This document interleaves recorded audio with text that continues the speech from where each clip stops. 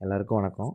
இன்றைக்கி நம்ம எந்த படத்தை பற்றி உங்கள்கிட்ட பேச போகிறோம் அப்படின்னா, மலையாள படமான பனி அப்படிங்கிற படத்தை பற்றி தான் பேச போகிறோம். அக்டோபர் 2024 ரிலீஸ் ஆச்சு. அண்ட் இந்த படம் வந்து ரிட்டன் அண்ட் டைரக்டட் பை பார்த்திங்கன்னா ஜோஜு ஜார்ஜ். அண்ட் யாரெல்லாம் நடிச்சிருக்காங்கன்னு பார்த்தீங்கன்னா ஜோஜு ஜார்ஜ் அண்ட் நாடோடிகளில் லீடாக நடிச்சிருப்பாங்கல்ல, லீடு இல்லை, சசிகுமார் தங்கச்சி ஒருத்தவங்க வந்திருப்பாங்கல்ல, அபிநயா, அவங்க நடிச்சிருக்காங்க. And outline of the story வந்து ஒரு சின்ன கதையை வச்சு படத்தோட அவுட்லைன் சொல்லலான்னு நினைக்கிறேன். ஸோ இந்த கதையை மட்டும் கொஞ்சம் கேளுங்க. ஐ திங்க் உங்களுக்கு இது இன்ட்ரெஸ்டிங்கான கதையாக இருக்கலாம். அண்ட் இந்த கதையை வந்து நீங்கள் படம் பார்க்கும்போது அதோட கனெக்ட் பண்ணிக்கலாம். ஒரு ஊரில் 2 காட்டு பூனை. அந்த 2 காட்டு பூனையும் ஊருக்குள்ளே வந்து ஒரு தப்பு பண்ணுது. காட்டில் இருக்க வேண்டிய பூனை எப்படி ஊருக்குள்ளே வந்து ஒரு தப்பு பண்ணுதோ, அதே மாதிரி காட்டில் இருக்கிற மாதிரியே சிங்கமும் ஊருக்குள்ளே இருக்கும்ல. ஸோ அந்த மாதிரி அந்த ஊருக்குள்ளே இருக்கிற சிங்கம் வந்து இந்த 2 காட்டு பூனையை தண்டிக்குது. இப்போ இந்த அடி வாங்கின காட்டு பூனை சிங்கத்தை ஏதோ ஒரு வகையில் மறுபடியும் சீண்டணும்னு நினச்சி இன்னொரு பெரிய ஒரு தப்பு பண்ணுது. இப்போது இந்த டைமில் உச்சபட்ச கோவம் அடைஞ்ச நம்ம சிங்கம் அதோட மொத்த குடும்பத்தையும் கூப்பிட்டு காட்டு பூனையை சுற்றி வளைச்சிருது. இப்போ இந்த கதைக்குள்ளே ஒரு சப்டெக்ஸ்ட் வைக்கிறேன். பொதுவாகவே பூனைக்கு ஒரு குணம் உண்டு. அது என்னென்னா, நம்ம வந்து அதை ஓப்பன் ஸ்பேஸில் அட்டாக் பண்ணோம் அப்படின்னா அது வந்து எங்கே ஸ்பேஸ் இருக்கோ, எங்கே ஓப்பன் ஸ்பேஸ் இருக்கோ அங்கே தப்பிச்சு ஓட தான் பார்க்கும். ஆனால் இதுவே அதை ஒரு க்ளோஸ்டு ஸ்பேஸில், ஃபார் எக்ஸாம்பிள் ஒரு ரூமில் வச்சு நம்ம பூனையை அட்டாக் பண்ணுறோம் அப்படின்னா பூனை வந்து பதிலுக்கு அட்டாக் பண்ணும். ஸோ இப்படி ஒரு சுச்சுவேஷன் தான் இப்போ காட்டு பூனைக்கு இருக்குது சிங்கத்தினால. இப்போ இந்த காட்டு பூனை சிங்கத்தை மறுபடியும் அட்டாக் பண்ணுது. இப்போ இந்த நேரத்தில் யார் ஜெயிக்கிறா? காட்டு பூனையா இல்லை சிங்கம்மா? இதுதான் கதையே. ஓகே, இது நீங்கள் படம் பார்த்தா உங்களுக்கு வந்து இந்த இது வந்து அங்கே நீங்கள் கனெக்ட் பண்ணிக்கலாம். ஏன்னா இப்போ நான் படத்தோட கதையை சொன்னேன்னா உங்களுக்கு அது வந்து பெரிய ஸ்பாய்லர் ஆயிடும். அது வந்து உங்களுக்கு படம் பார்க்குற இதுவே இருக்காது. ஏன்னா இந்த படம் வந்து ஒரு சிம்பிள் ஸ்டோரி தான்.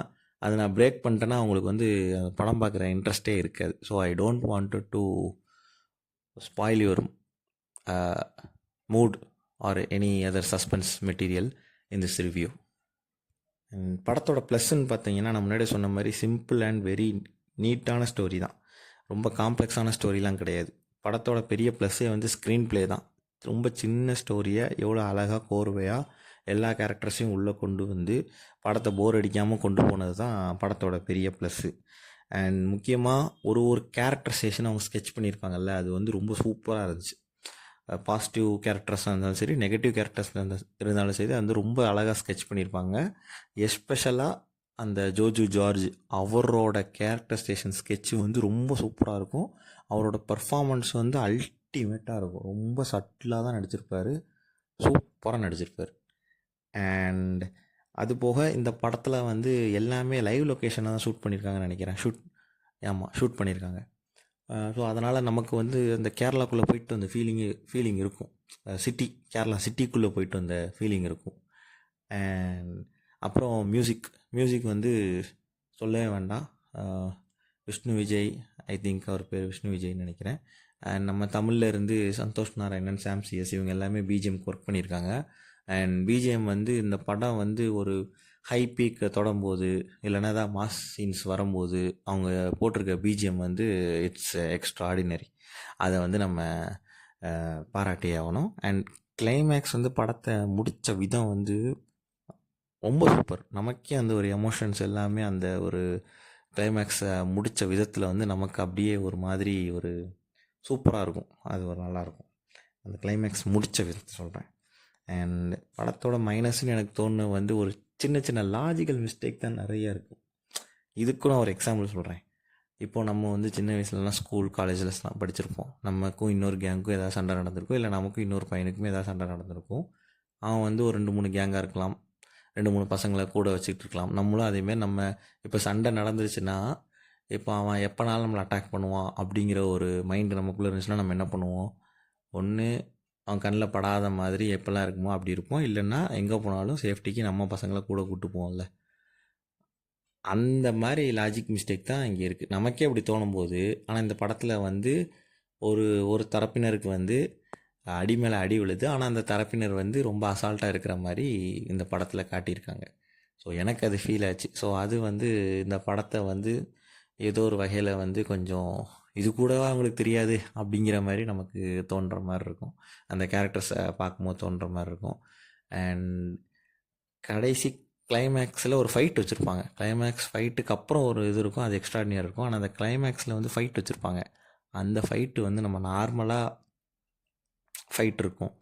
அந்த படத்தை வந்து கொண்டு போன விதம் வந்து அந்த அந்த கிளைமேக்ஸ் ஃபைட்டை வந்து இன்னும் ஆக்ரோஷமாகவும், இன்னும் கோவத்தோடையும், இன்னும் வேகமாகவும், வீரியமாகவும் இருந்திருந்தா நமக்கு வந்து இன்னும் நல்லா இருந்திருக்கும் பார்க்குறதுக்கு. பட்டு அந்தளவுக்கு இல்லை. நார்மலாக ஸ்லோ மோஷன் ஃபைட்டு, நார்மலாக உள்ள ஸ்டன்ஸ் சீக்வன்ஸு அந்த மாதிரி தான் இருந்துச்சு. இந்த 2 மட்டும்தான் படத்தில் வந்து எனக்கு பெருசாக ஒர்க் அவுட் ஆகலை. அண்ட் மற்றபடி வந்து ஓவரால் அந்த படம் வந்து சூப்பரான படம். கண்டிப்பாக எல்லாருமே பார்க்கலாம். ஒரு சில சீன் மட்டும் கொஞ்சம் இதாக இருக்கும், அது மட்டும் பசங்களோட பார்க்க முடியாது. அண்ட் மற்றபடி கண்டிப்பாக எல்லாருமே ஃபேமிலியோடு பார்க்கலாம். பெட்டர் 18+ மேலேயே எல்லோரும் டிவியில் பார்க்குறதா இருந்தால் 18+ மேலேயே பாருங்கள். சின்ன பசங்களை வந்து கூட வச்சுக்காதீங்க. அண்ட் இந்த படத்தோட ரேட்டிங் நான் என்ன சொல்லுவேன் அப்படின்னா, 5 பாயிண்ட்ஸுக்கு 5 மார்க்ஸ்க்கு நான் ஒரு 4 மார்க்ஸ் கொடுப்பேன். ஆமாம். அதுமாரி நீங்களும் இந்த படத்தை பார்த்துட்டு உங்களோட கருத்துக்களை கீழே கமெண்ட் செக்ஷனில் பதிவு பண்ணுங்கள். தேங்க்யூ.